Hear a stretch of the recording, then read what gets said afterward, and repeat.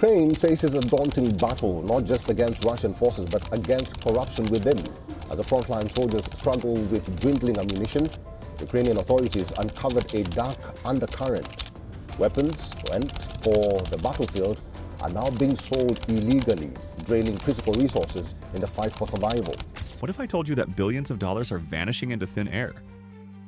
That while Ukraine fights for its survival, a different battle is being fought in boardrooms, on Telegram channels, and in the shadowy back alleys of Kyiv. Once celebrated as a heroic underdog, Ukraine is now making headlines for something else. A black market explosion of epic proportions. Weapons? Check. Humanitarian aid? Sold to the highest bidder. US and EU money? And Ukraine faces a daunting battle, not just against Russian forces, but against corruption within. As the frontline soldiers struggle with dwindling ammunition, Ukrainian authorities uncovered a dark undercurrent. Let's just say not all of it is making it to the battlefield. Is Ukraine becoming the world's most expensive welfare state? Or is there something even bigger at play? Let's break it down. Ukraine has received over $200 billion in aid from the West. That's Elon Musk money, except instead of building rocket ships, it's supposed to buy tanks, medical supplies, and, keep the country running. But here's the thing, money loves to disappear. Just ask Pentagon auditors who admitted they couldn't trace $6 billion worth of military aid.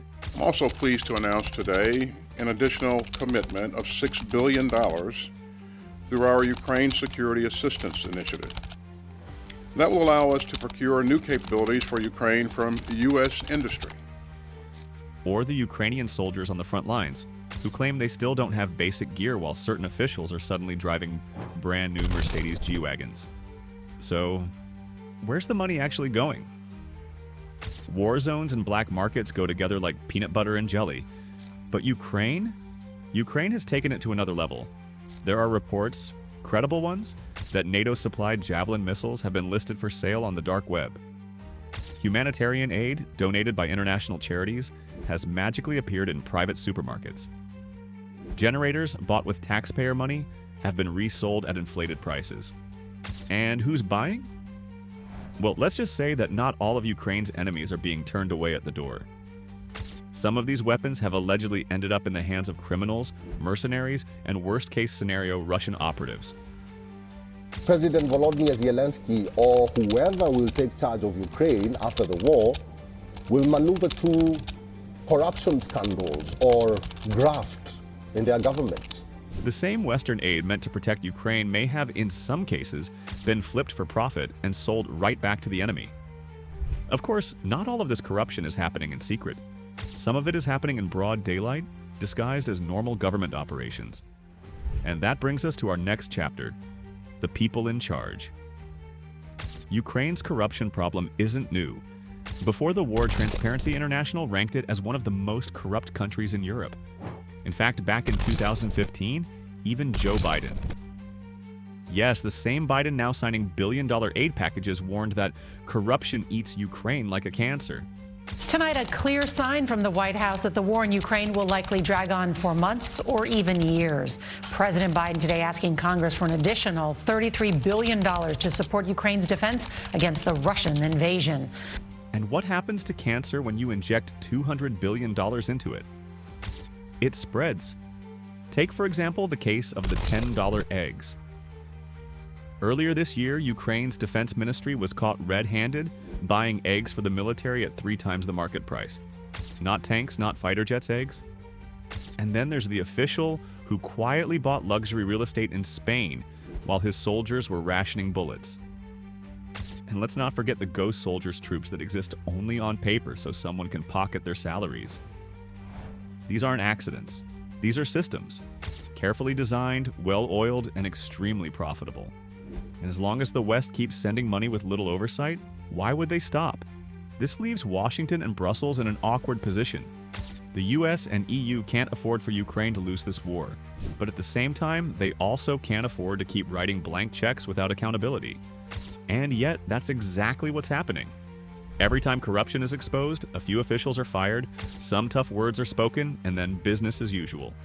More money flows in and the cycle continues. So now the West has 2 choices.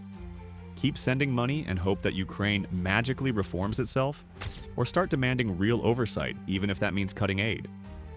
Both options come with serious risks.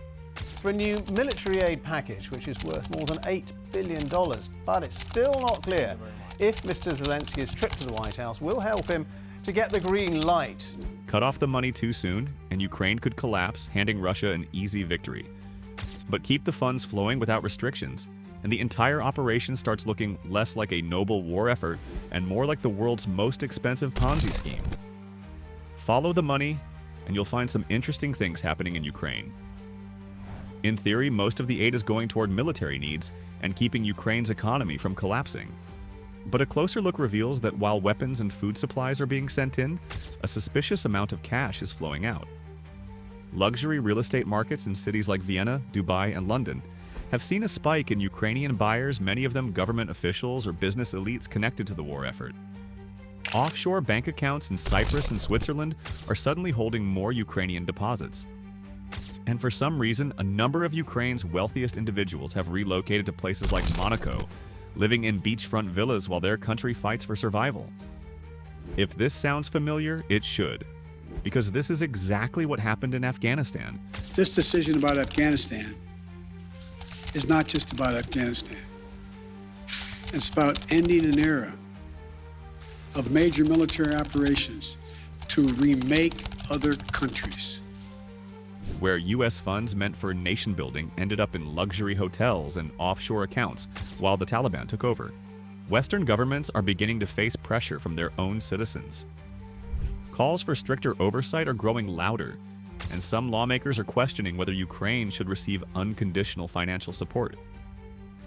Countries like Poland and Hungary, once Ukraine's biggest cheerleaders, have started to push back, frustrated with Kiev's trade policies and its refusal to address corruption more aggressively. To address this, the EU has proposed new oversight measures, while the US Congress is debating whether future aid packages should come with strings attached.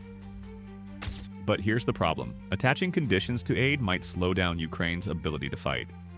So, do you risk inefficiency by making sure the money is spent correctly? Or do you keep throwing cash at the problem and hope for the best? The war may be new, but Ukraine's oligarch problem is as old as the country itself. One of Ukraine's biggest supporters, U.S. Senator Dick Durbin, meeting with community leaders today to share his concern about the prospects for military aid. U.S. Representative Jim Jordan of Ohio and others looking to cut military aid for the war between Russia and Ukraine. A handful of billionaire businessmen have controlled Ukraine's economy for decades, exerting massive influence over politics, media, and even the military. Some of these oligarchs have conveniently disappeared since the war started, while others have rebranded themselves as war heroes, positioning themselves as key players in Ukraine's reconstruction effort. For Ukraine to truly rid itself of corruption, it must dismantle the oligarchy.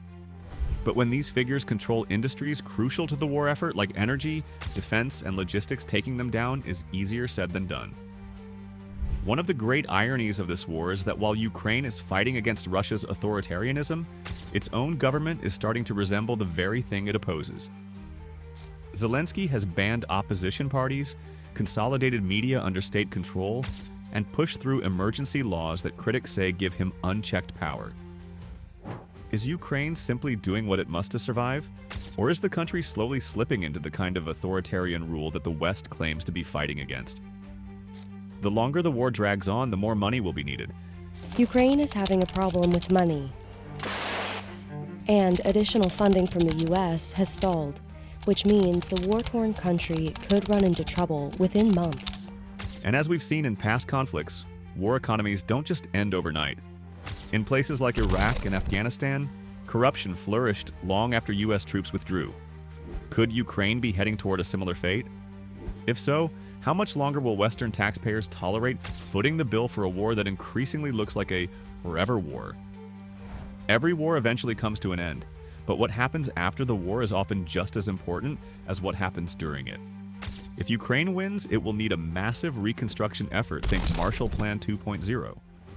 But who will oversee it? Who will control the billions of dollars that will pour in for rebuilding? And more importantly, will Ukraine's elite use this as yet another opportunity for self-enrichment? Post-war economies are prime targets for corruption. Look at Iraq after the US invasion. Billions were spent on rebuilding efforts, but much of it vanished into private pockets. Afghanistan, even worse. The US spent over $145 billion on reconstruction, only for most of it to be wasted, mismanaged, or outright stolen. The U.S. Special Inspector General for Afghanistan Reconstruction, also called SIGA, found significant lapses in compliance with partner vetting requirements by the State Department. It also said 2 of the 5 State Department bureaus that were sending money to Afghanistan failed to properly vet non-profit organizations. The same risks exist for Ukraine. Already, corporations are lining up for contracts. Politicians are positioning themselves for a post-war power grab, and foreign investors are eyeing Ukraine's resources like vultures circling a battlefield. If history is any indication, the real winners of this war won't be the soldiers or the civilians who suffered the most. It will be the war profiteers, the oligarchs, and the politicians who knew how to play the game. So, when the war dust settles and the cameras move on, will Ukraine finally have its long-promised democracy? Or will it just be a new version of the old system, repainted with Western money?